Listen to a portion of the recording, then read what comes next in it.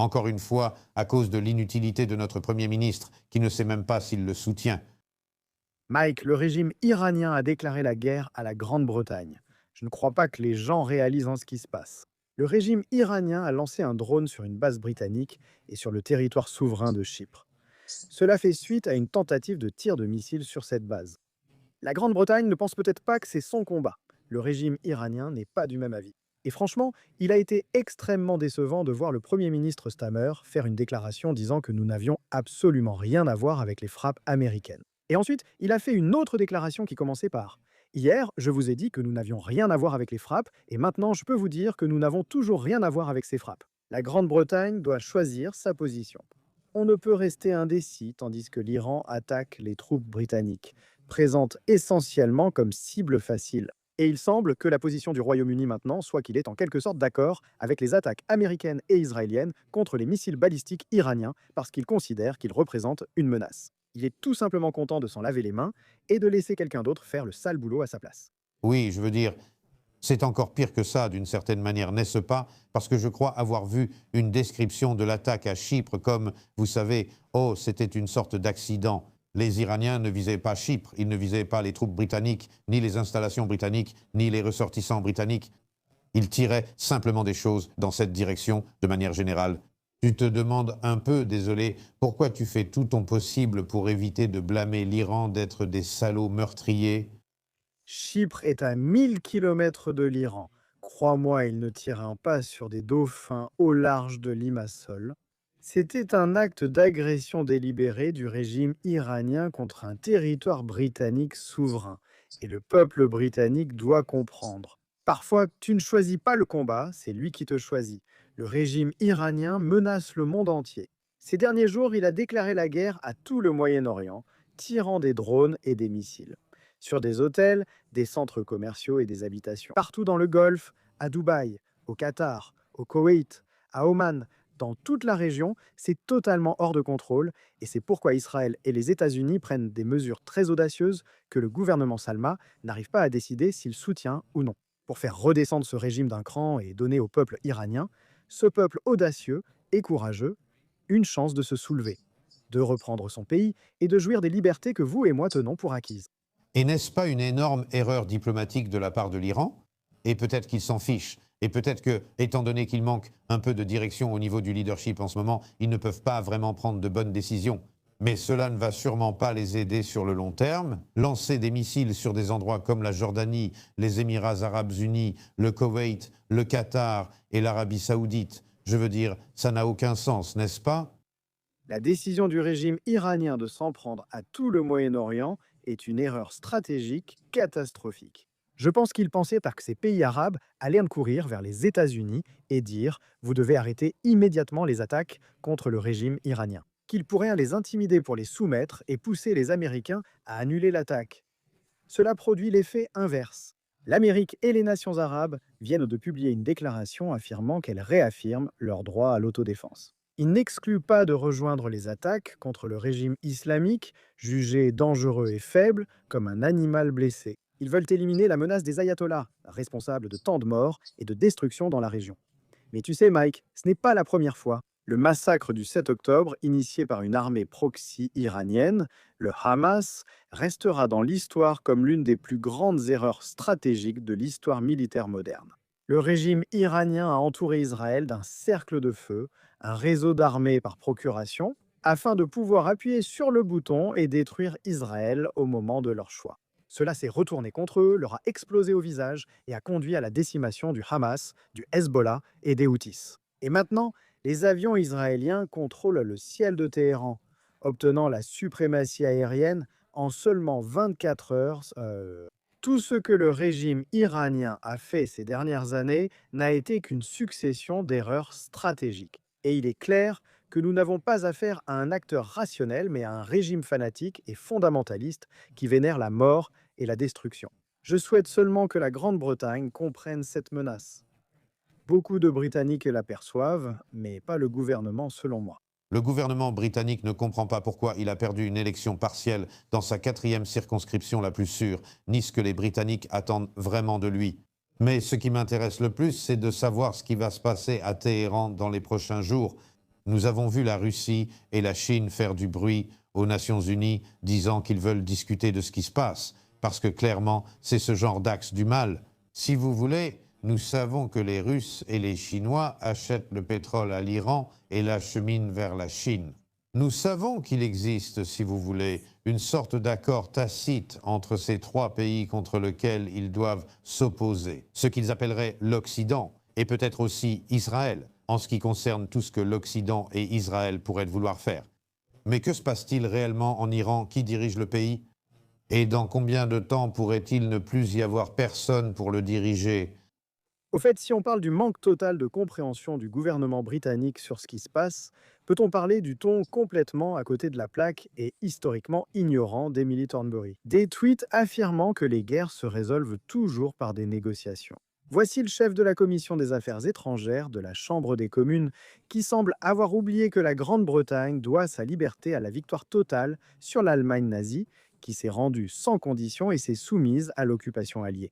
Heureusement, Winston Churchill n'a pas dit nous devons négocier pour sortir de ce pétrin. Il a vu une menace pour le monde libre et l'a combattue au lieu de repousser le problème.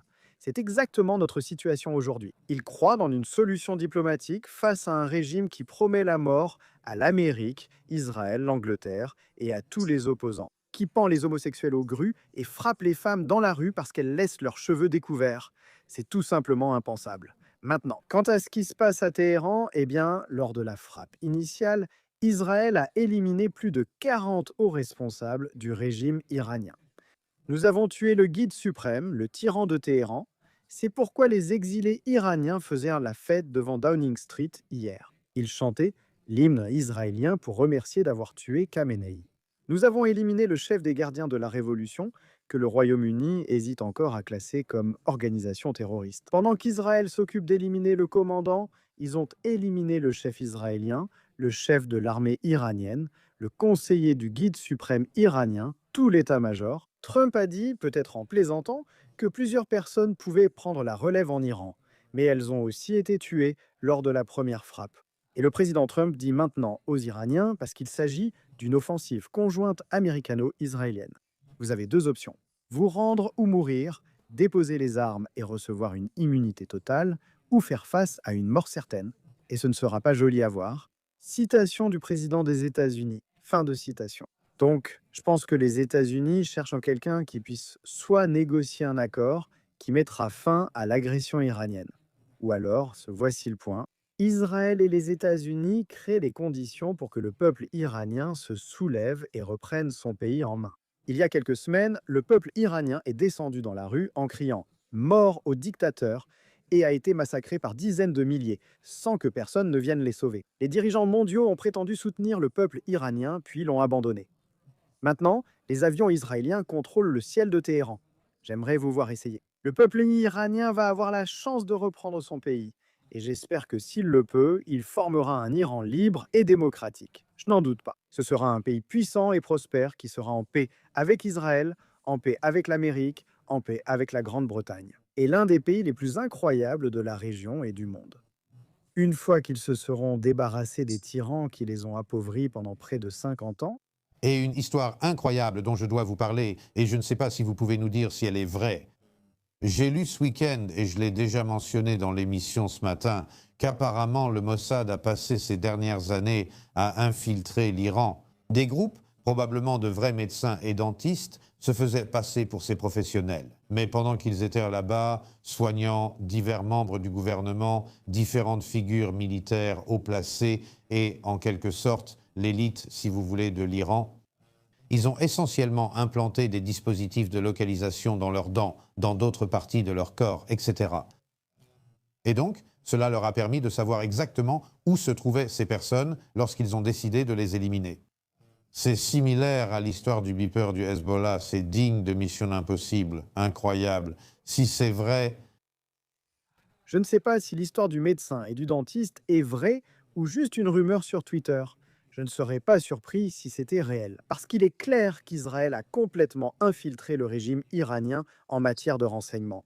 Je veux dire, Mahmoud Ahmadinejad, l'ancien Premier ministre iranien, qui a peut-être été tué hier ou pas, a récemment donné une interview dans laquelle il a dit cela. L'Iran avait mis en place une unité pour trouver des espions du Mossad. Et il s'est avéré que le chef de l'unité était lui-même un espion du Mossad. Il en était de même pour 20 personnes sous ses ordres. Il est donc clair qu'Israël a passé des années à infiltrer le régime, car il comprend que ce régime représente une menace existentielle.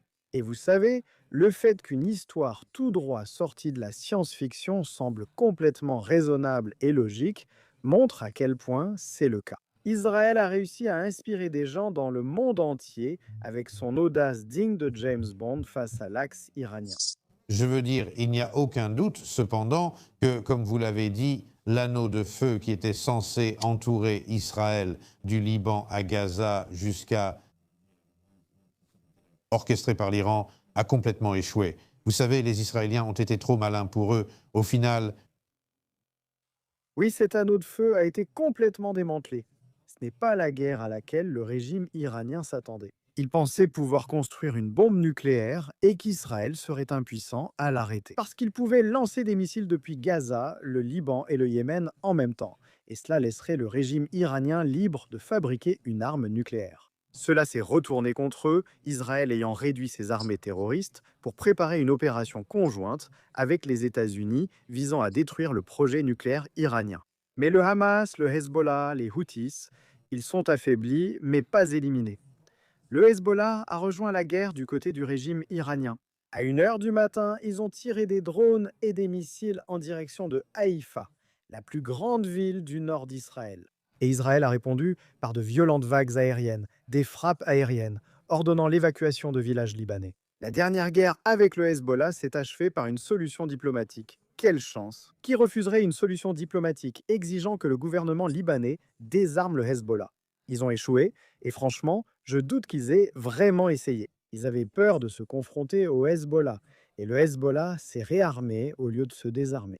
Et maintenant, le Hezbollah a commis la terrible erreur d'essayer de sauver la République islamique en tirant quelques coups contre Israël dans le nord. Et Israël s'en prend au Hezbollah afin de le démanteler complètement.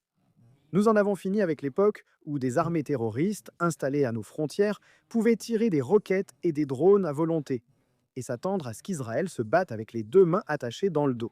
Je ne pense pas que le peuple britannique tolérerait un seul jour de tir de roquettes ou d'attaques de drones venant d'armées djihadistes installées à leurs frontières. Je veux dire, être au milieu de la mer aide, et Israël ne va certainement pas le tolérer non plus. non, et qu'en est-il du détroit d'Ormuz et du problème avec les pétroliers, le pétrole, l'approvisionnement et les marchés de l'énergie qui vont probablement réagir aujourd'hui? Nous n'avons pas encore vu ce qui s'est passé, mais y a-t-il un risque que la préoccupation ultime des Iraniens, si l'on peut dire, soit de s'attaquer au secteur pétrolier à ce point-là? Parce qu'ils peuvent menacer cela, c'est là qu'ils vont s'attaquer ensuite. Le régime iranien a essentiellement déclaré la guerre à l'ensemble de l'économie mondiale en bloquant le détroit d'Ormuz. C'est le point d'entrée pour un cinquième du pétrole mondial. En n'autorisant pas les navires à entrer ou à sortir, il piège les navires dans le golfe Persique, où ils deviennent des cibles faciles pour les missiles et les drones iraniens. C'est une tentative de prendre en otage toute l'économie mondiale et de dire si vous ne nous laissez pas construire des armes nucléaires sans entrave, nous allons cibler vos pétroliers et nous allons faire en sorte que chaque personne dans le monde paie de sa poche. Et j'espère vraiment que le monde comprendra qu'on n'apaise pas un régime comme l'Iran. On ne nourrit pas simplement le tigre, on ne lui donne pas ce qu'il veut en espérant qu'il va s'en aller. Un régime qui est prêt à prendre la décision dangereuse et irresponsable de bloquer le détroit d'Ormuz n'est pas un régime à qui l'on peut permettre de gouverner un pays puissant et impressionnant comme l'Iran un jour de plus. C'est pourquoi chacun devrait se demander comment aider le peuple iranien à reprendre son pays. Comment pouvons-nous nous assurer que cette guerre ne se termine pas avec le régime iranien, tel un animal blessé, léchant ses blessures et jurant de se venger? Comment pouvons-nous nous assurer qu'elle se termine avec cette civilisation millénaire de la Perse, de l'Iran, de ce peuple courageux, en bâtissant un pays libre voulant la paix avec ses voisins? Au lieu que les femmes vivent dans la peur qu'en montrant ne serait-ce qu'une mèche de cheveux dans la rue, elles se fassent tabasser par les sbires du régime. Absolument, tu as tout à fait raison. Et tu as mentionné Haïfa, évidemment, là-bas, et le Hezbollah qui tire quelques missiles sur le nord d'Israël. Qu'en est-il de la vie à Tel Aviv, la vie à Jérusalem, la vie en Israël en général? En ce moment, comment est-ce que c'est? Le moral est bon. Nous courons dans les abris anti-bombes et en sortons depuis 2 jours. Les sirènes d'alerte aux roquettes n'arrêtent pas. Certaines personnes dorment même dans les stations souterraines, comme pendant le Blitz, pour se protéger des missiles, parce que c'est dangereux, certains missiles arrivent à passer. L'autre nuit, un missile a frappé un immeuble à Tel Aviv et a tué 2 personnes. Hier, un missile balistique iranien a touché directement un abri anti-bombe et a tué 9 personnes. Il a anéanti toute une famille. C'est une menace très grave et mortelle. Mais le peuple israélien sait que nous ne voulons pas que des missiles iraniens tombent sur nos villes. Nous ne pouvons pas permettre à des milliers d'entre eux d'atteindre nos villes. C'est pourquoi on dit restez calme, continuez, gardez la tête froide lors d'une sirène. Vous courez vous mettre à l'abri. Vous savez où se trouve l'abri le plus proche? Vous restez calme, vous restez là jusqu'à ce que les services d'urgence vous disent que vous pouvez partir. Parce que notre armée fait un travail vraiment important en neutralisant les méchants et en s'assurant que la région et le monde seront plus sûrs pour les générations à venir. Eylon Levy, c'est un plaisir de vous parler. Restez prudent, évidemment, là où vous êtes, et bonne chance, je vous souhaite le meilleur. Je veux dire, vous n'avez peut-être pas le soutien de Sama, mais vous avez certainement le mien. Je ne vous vois pas dans la rue d'Albi, mais vous êtes bien là. Merci Mike.